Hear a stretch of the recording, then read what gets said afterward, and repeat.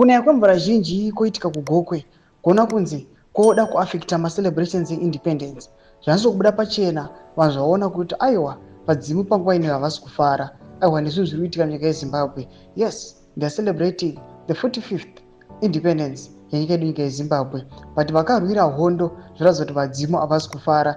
Zviri kufarirwa nenyika yese yeZimbabwe kuti aiwa ZANU-PF nawo yachizoziva chokwadi. Saka pinda mashoko amudanyorwa panapa, tobva subscribe like on the bell icon. Tinoda muri kuona mapictures nemavideo musocial media.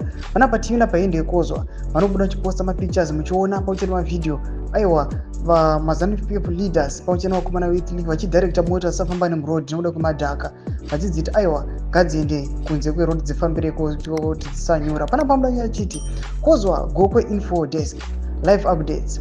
Mind you, Kanavaloyi in Gokwe, Midlands province in Zimbabwe is the place the Roji used to bury their enemies. This is what is happening today. That Zimbabwean national independence celebrations are supposed to be held today. Domashwa nomuda panapa vachiti aiwa panapa zvinyaso kuratidza kuti vadzimu vedu havasi kufara, aiwa vakagumbuka vakatsamwa nekuda kwokuti ndo nzvimbo yavo, aiwa yatonoti ndo kwavaivigiwa panguva ine vachiona zviitiko zviriitika nyika yeZimbabwe kuti mwana wese wenyika yeZimbabwe haasi kufara neleadership iripo, haasi kufara neservice provision iripo iri kuitwa munyika. Panguva ino zvava zvinyaso kubuda pachena kuti aiwa vanhu vachizonyatso kuwana zvekutaura kuti vadzimu vedu havasi kufara, muchiona kuti this celebration has been disrupted.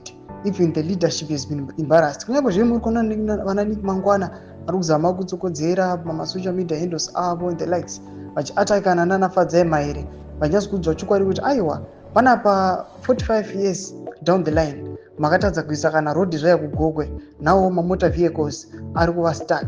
Tudze mafukiro enyu moti kudii pamusoro pechiitiko chipinda comment section medu, musama subscribe or like, turn on the bell icon.